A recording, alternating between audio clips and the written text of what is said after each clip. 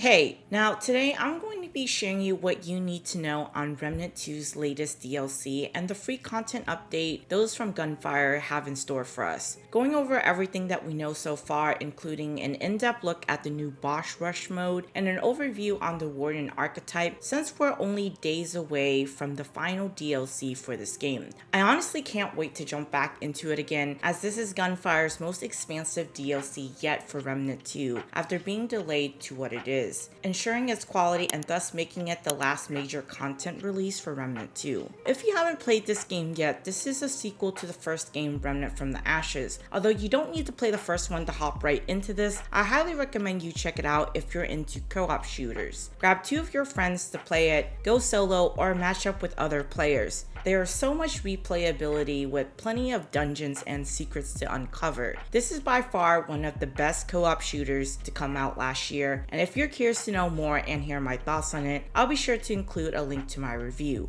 So the final DLC, The Dark Horizon, is set to release come next Tuesday on September 24th, and this will be available on Xbox Series X and S, PlayStation 5, and PC. The price for this should be the same as the previous DLC for $9.99, but no confirmation on this yet. Alongside the paid DLC, there is a nice free update for all Remnant 2 players, including a boss rush mode, which is a new game mode where players face waves of enemy and bosses. This will have 3 different difficulty options for you to choose from: Triple Threat, Trial by Fire, and the Gauntlet.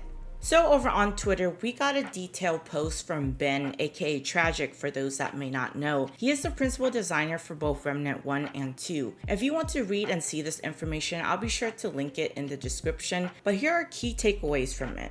This mode is basically a hybrid of survival, horde, and boss rush. The goal is simply to get as far as you can fighting hordes of enemies, including aberrations, to face bosses to earn sweet drops, including boss mods, weapons, and things you may be missing. Along this, you'll get temporary buffs during the run, granting stat bonuses and or powerful passive bonuses that may help aid you. You can use your existing character or start a new character and go right into boss rush without even having played the campaign. In short, Remnant 2's boss rush lets you start off your journey or complete your gear collection while also feeding directly into their new PRISM system, a Remnant 2 unique Paragon/badass point power booster that will give you something to grind for. You can unlock some prisms outside of boss rush, as it's not exclusive to the mode. Dwell will sell one, but you'll need to play boss rush in order to obtain all 7 prisms. In order to access this, you'll need to head to the World Stone in Ward 13 and select Boss Rush, similar to selecting the campaign or adventure mode. There you'll be able to choose your preferred difficulty and start your run.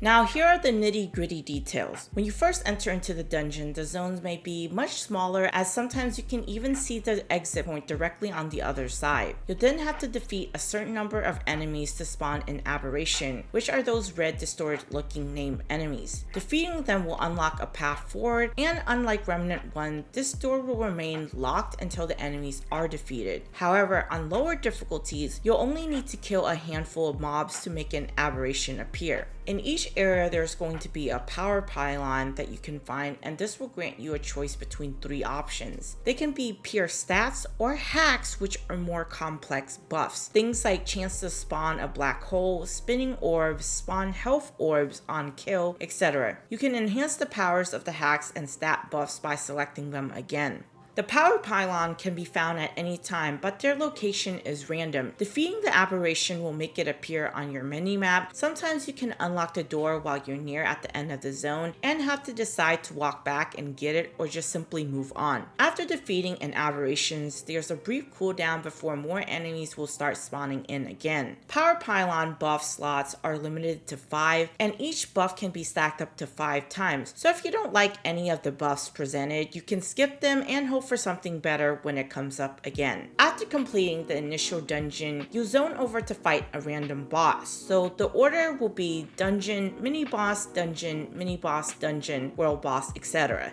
On the Trial by Fire and the Gauntlet, you will be greeted by annihilation at the end of your run. Defeating any boss will grant you another power pylon choice. Note that the choices are different for each player as they are completely random. If a player dies, they will be revived when the boss for that section is killed. That means that if you died in a horde mode section, your teammates will need to defeat the boss to bring you back into the game. There's no world stone to refresh your relic charge and your ammo. You can, however, obtain an extra relic charge from regular loot chests and post-boss chests. These will contain ammos, consumables, and crafting materials. The rewards for playing this mode can net you Luminite, Corrupted Luminite, Simulacrum, Iron, Scrap, and of course experience, which you'll need for the PRISM system. For every world boss you defeat, you'll be rewarded with post-completion, regardless of whether you win or fail, with a corrupted shard needed for some cool stuff that Dwell sells. This should be much more efficient and fun, according to Ben, than trying to grind them out in the campaign or adventure mode. One of the best features within this mode is how for every world boss you defeat, you will be rewarded with any missing corpse drop, one per world boss defeated. This game looks to see what you don't have and actually gives it to you. So what that means is, say if you're missing the Zero Divide and you've run Naru dozens of times without any luck, you'll certainly get it from the boss rush if you can manage to tackle enough of them. These are also rewarded upon completion, regardless of whether you win or fail. In addition to any boss chest, mini boss, or world boss, it has a chance to permanently reward you with any missing mutators you might need. There are also boss drops on higher tier runs, so Trial by Fire or the Gauntlet difficulty. You can earn boss mods and boss weapons. Anything that's specifically tied to a quest you can obtain. For example, you can start a brand new character, go into boss rush, fight Phelan or Phelan, and obtain the material for Deceit or God Splitter. There are also several end screens that show your performance. Everyone will get a banner that represents their best contribution to the team, whether it was highest damage, most revives, etc., along with things like time and your individual stats. Finally, there is a breakdown of your total experience gain, boosted by the number of bosses defeated and the difficulty.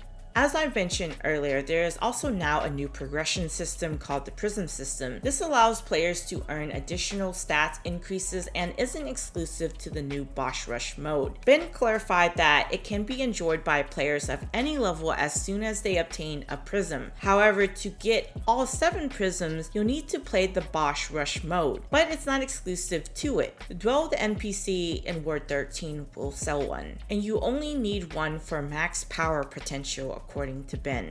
With this, we will also see other quality of life changes too. We now get an item filter. With as many items that there are in this game, this is a much welcome feature to it. According to Tragic, this works great on controller too, and you can easily adjust to include more search options. Now for the Dark Horizon, here are the key details about this upcoming expansion. This will take players back to the world of Narud, where you'll explore a forgotten world frozen in time, where alien farmlands are maintained by robots long after their creators have perished. However, time has taken its toll, and rogue AI alongside malfunctioning machine now poses a constant threat. You, the traveler, must unravel the secret of this vast decaying necropolis while confronting the colossal structure looming on the horizon. We will get the chance to further dive into the mysteries of the enigmatic world of Narud. In this DLC, they've added more items than any single previous DLC, which honestly makes sense considering that Narud was by far the biggest biome compared to others. But either way, I can't complain. Also, we have a new archetype called the Warden, which will be introduced. The secret weapon is the drone, a fully automated drone that can shield, heal, or even attack enemies, but more on this shortly. We will now have a glider system added for exploration. You can choose which part of the world to explore, and I honestly can't wait to see this for myself and experience it.